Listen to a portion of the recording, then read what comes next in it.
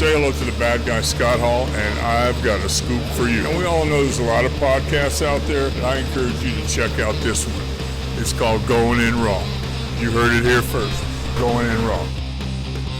Hey, Brendo, Steve here. And Larson. And welcome back to Going In Raw News Brief.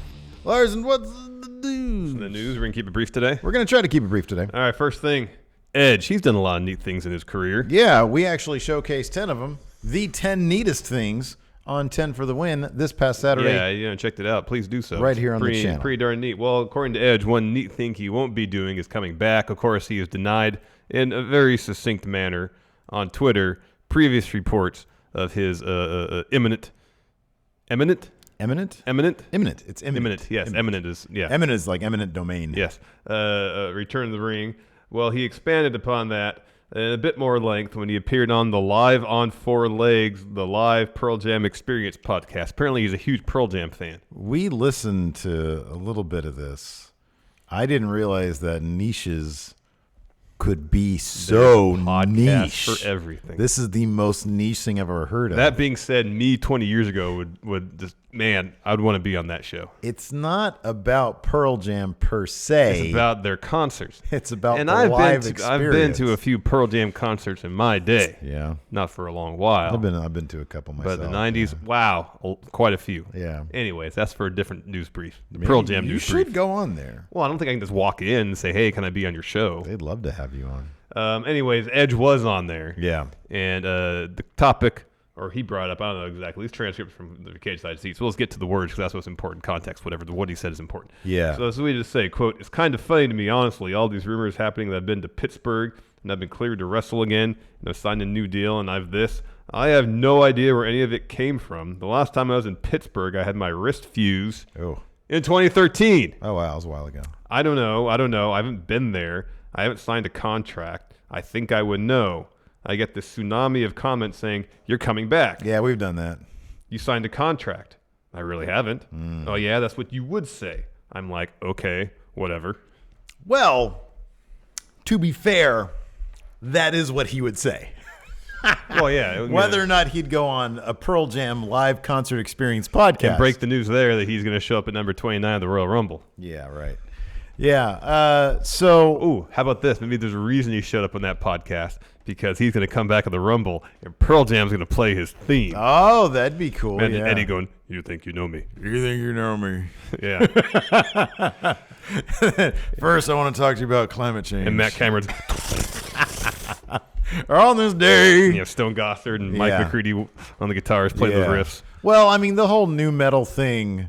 Like that they do sound like, everybody at a certain point sounded like an Eddie Vedder ripoff. Like there were so many of them. I mean, even what's his face, Weiland in that first album for Stone Temple Pilots was given a lot of flack for trying to sound like Eddie Vedder. Mm-hmm. But then you get to like Creed and it's like, okay, you're not even. Yeah. You're just being a cartoonish Eddie Vedder. Yeah, I know. Anyways, so what do you make of his comments on the live Pearl Jam podcast? I mean, there's been kind of two camps. On internet wrestling news sites. Yeah, sure. There's been people saying, come back. I think it was PW Insider that said that he was spotted in Pittsburgh. Mm-hmm. Of course, Dr. Joseph Maroon, head of WWE's medical. He practices in Pittsburgh. Mm-hmm. And you have some other people are like, no, he's not coming back. So I don't know if Edge is one to BS or not. Yeah. Granted, if he's got a surprise return slated, of course he's not going to say, yes, I'm coming back on the Pearl Jam podcast. But that being said, I've never known really for him to troll internet wrestling community. Jericho's really good at that. Jericho's very good. Jericho's like the best at humiliating people and just shooting everything down. And no, you're a stupid idiot. Doing exactly what the people said he was going to do. And then he does it. Edge, on the other hand, I don't know if he has a track record of that.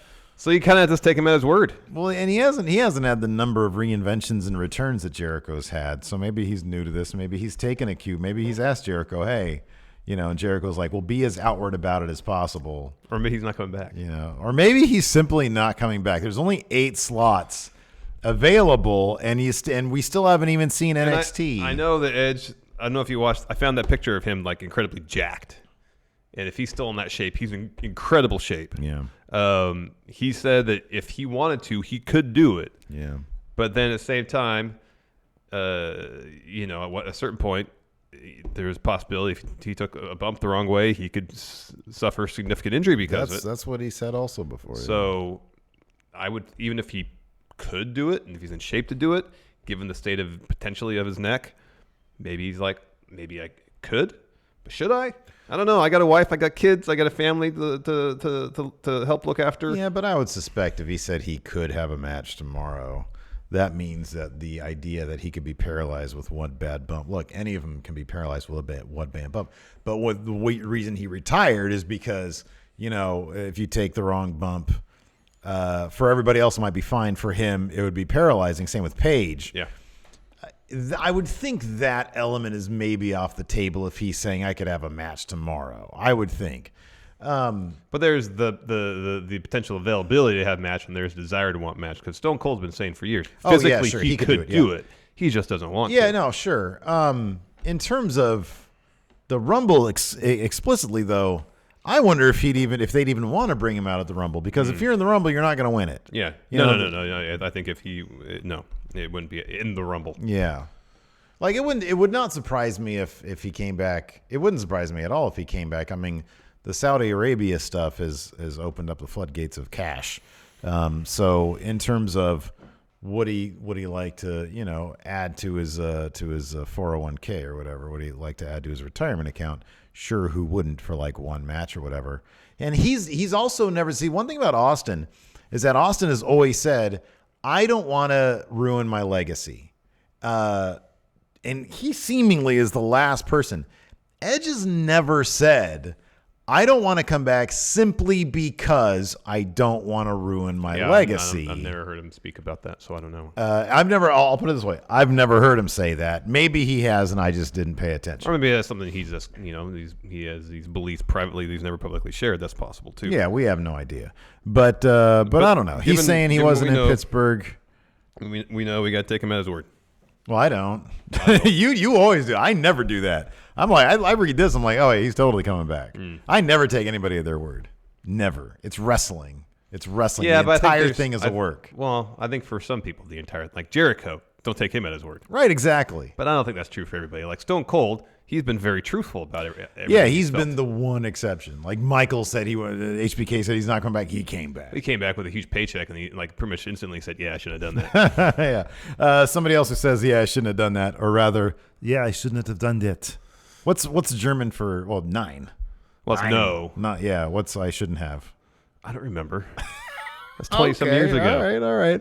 Anyways, Walter told Metro UK that getting involved in Survivor Series was a mistake. And he said this, I wasn't invested in that. I didn't care. I care about my guys, my group. I care about the sport. But I don't care about all those people being angry at each other. Talking about brand warfare. Brand warfare. He says it was a weird match, too. 3 5-man tag teams, always 3 guys in the ring. That's when wrestling turns from competition to putting acrobats in a circus to do a show. There's 15 of you. You got to do something. The ring general continues, I would love the Royal Rumble. It's a different case. You're not in there with a group of people you don't really know, but you have to be in a team with them. You're in the Royal Rumble. It's a lot of people, but it's every man for himself. Royal Rumble sacred, yes. Survivor Series 9. Well, he got the raw end of that deal of Survivor Series. He got in there, chopped somebody, and was eliminated, basically. Do you think his tune would have been different had he been given the proper respect as ring general? Correct. Being down like the final 5 at least. You think he'd be singing a different tune here? Maybe, huh? Maybe he's like, hey, I'm the NXT UK champion. I understand that's not top of the pecking order. At the same time, I got a brand to protect. I don't like and you're having me chumped out of here. It's like when Samoa Joe, remember when he was in Survivor Series a couple of years back, and he got out of there. He was out of the match in 30 seconds. Yeah. It's ridiculous. I had to fly all the way out here. I didn't like this. It's no good. 9. Yeah. So no. I mean, that gives me hope. There are 8 spots left for the Royal Rumble. Maybe this Wednesday on NXT TV, we'll find out if any of those. Yeah, guys... there is some allusion to 3 brands in this by the numbers video that got put out. So unless you're talking about 205, you got main event. Or well, that's not really his own brand. Yeah. Or AEW.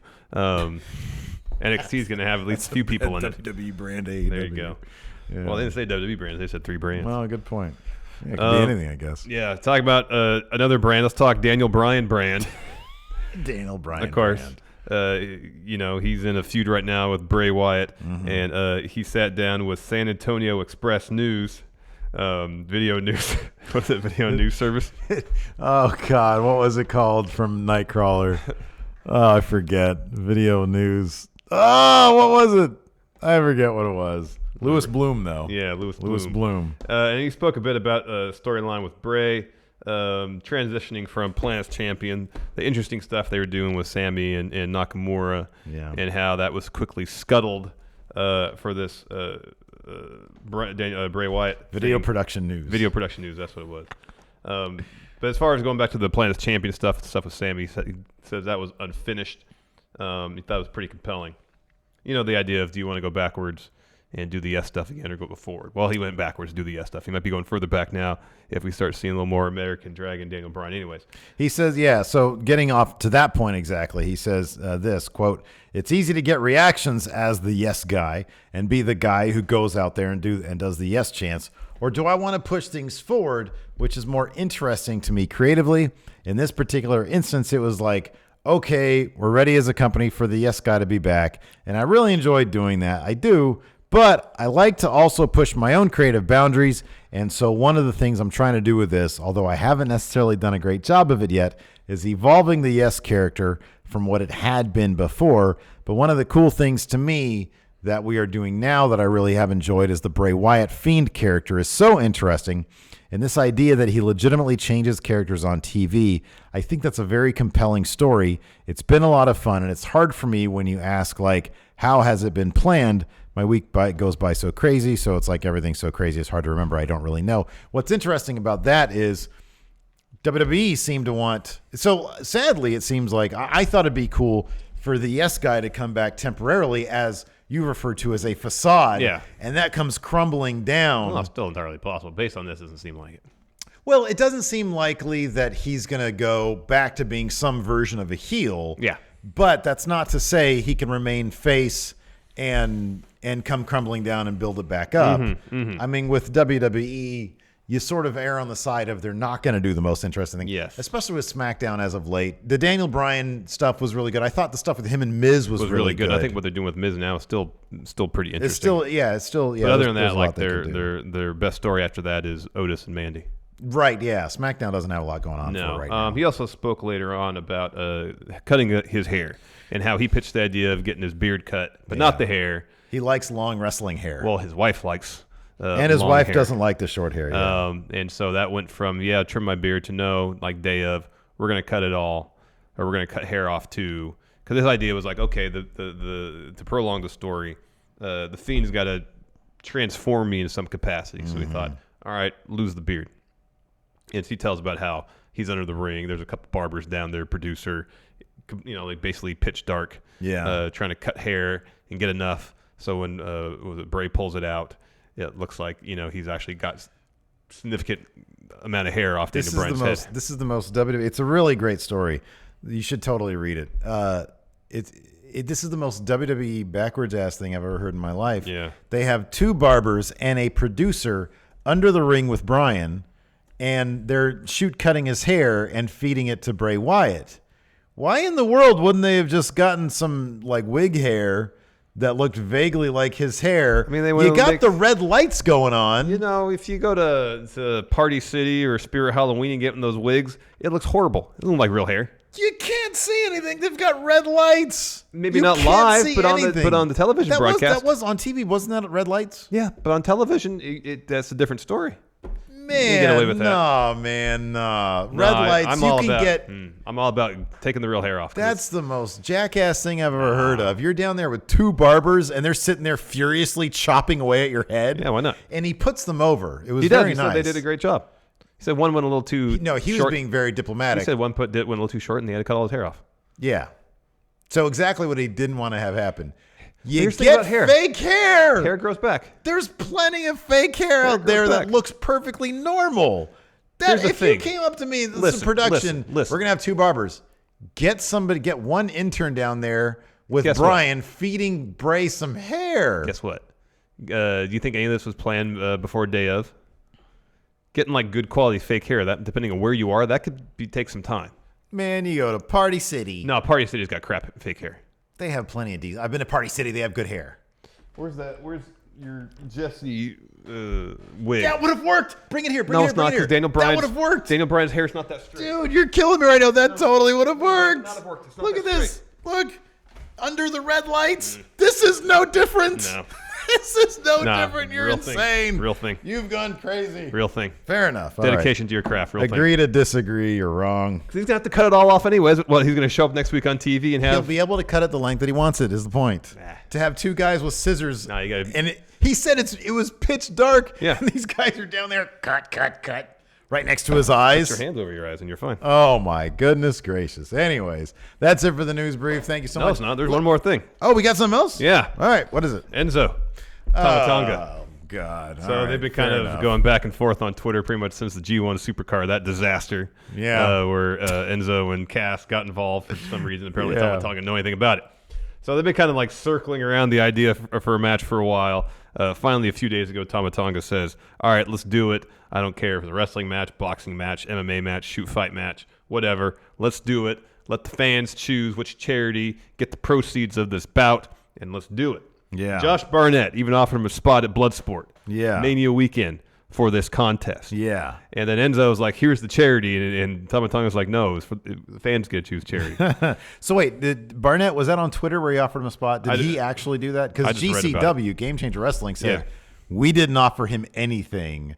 You're a clown, basically. Well, they said they didn't offer him that money that he's talking about. Okay. All right. So this is what Enzo had a video up today. Okay. And this is what he had to say. Because apparently this working on Bloodsport, if that was actually real offer or whatever, not good enough. Anyways, this is what he said. Quote, I don't work for nobody. You and I both know I got offered $25,000 for this match and I turned it down. Now, you want to turn around and give the bag to charity? Touche. If you Google Real One, my face pops up. Steve, please Google Real One. See what pops up first. Okay. I'm the realest guy in the room, and that ain't a work. That's a shoot. Josh Barnett, thank you so much for offering me your platform, Bloodsport. Maybe for a more worthy opponent, but we talking about practice. We talking about Tamatanga. If we're really going to do this thing for charity, it won't be on anyone's platform. I called the venue directly that you're going to be at on April 2nd. They're going to give my brand a ring, a venue, a referee, tickets.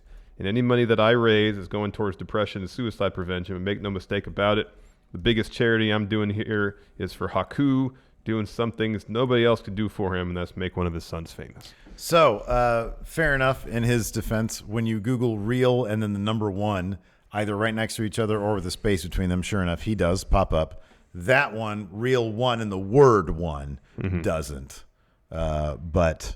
real and then the number one. How many times a day do you think he does a Google search for real number one to make sure he still tops? Oh man, how many minutes are in the day? A lot, like 1,200. Quite a few. More than 1,200. Oh man, yeah. I don't know. Is this a match that you want to see? No. What if it's a Bloodsport shoot fight? Yeah, sure. What are the odds that Tamatanga's got to be pretty? His dad's Haku. I mean, he's Haku's son, right? So we might see an eye get gouged out. Yeah, I mean, but the thing about Bloodsport, it's not like Bloodsport's not really a shoot thing. What is his like 100% shoot? I don't think. Yeah, I don't know. I think they're worked finishes. Yeah, I think it's like it's like a weird in between.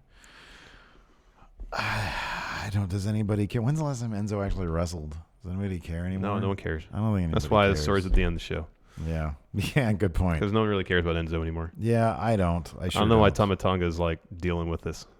I mean, hopefully he thinks, oh, maybe there'll be enough ill will against Enzo that I can get into a ring with them with the opportunity for people to see him get beat up, that people are willing to pay for it, and therefore I can raise money for charity. That seems to be, I mean, look, that seems to be the situation. It seems like he's saying, hey, we've built enough of a thing here. Wrestling is silly and predetermined. Yeah. So why don't we do a thing where people get to see him get beat up? Yeah. And yeah, like everything you just said, and a bunch of money goes to charity. Yeah. That's fine. Yeah. I think that's when I first saw that video of him saying that, I was like, oh, this is cool. That's cool. Yeah. Yeah. Put the money to charity. Yeah. I'm fine with that. And then, of course, he's got to come in and say, no, it's going to be my ring. I'm going to talk to a venue. I don't think he knows how to do that. I don't know. I don't have much faith in that. I feel like if Enzo had any designs on being a promoter, like starting his own wrestling promotion, he would have done that. Well, he should worry about getting people to his concerts. Yeah, first, because he had that one show in Hollywood and there was like 10 people there. Friendo Fest had like 60. Good job, us. Anyways, let us know in the comments, man, down below. Should they have really cut Bryan's hair, or should they have faked it with Jesse Gasman hair? Let us know. I'm really curious about this. I could be completely in the wrong. I'm just saying a couple of guys with scissors down under the ring, jabbing away at your head. I mean, wrestling's a dangerous endeavor to begin with, so. Fair enough. Wouldn't that be terrible if Daniel Bryan comes back after 3 years and we lose him to eye getting gouged out by a friggin' scissor? No, just do this and cover your eyes. Anyways, thanks everybody for tuning in. We do appreciate it. Till next time, we'll talk to you later. Let's get this one to 430 likes. Why is this going down? Let's go up. I just want 430 717 likes. You know what? likes. Because it's the end of the show, not everybody's tuned in still. 717. Especially as soon as you said the word Enzo. Bye, everybody. Bye.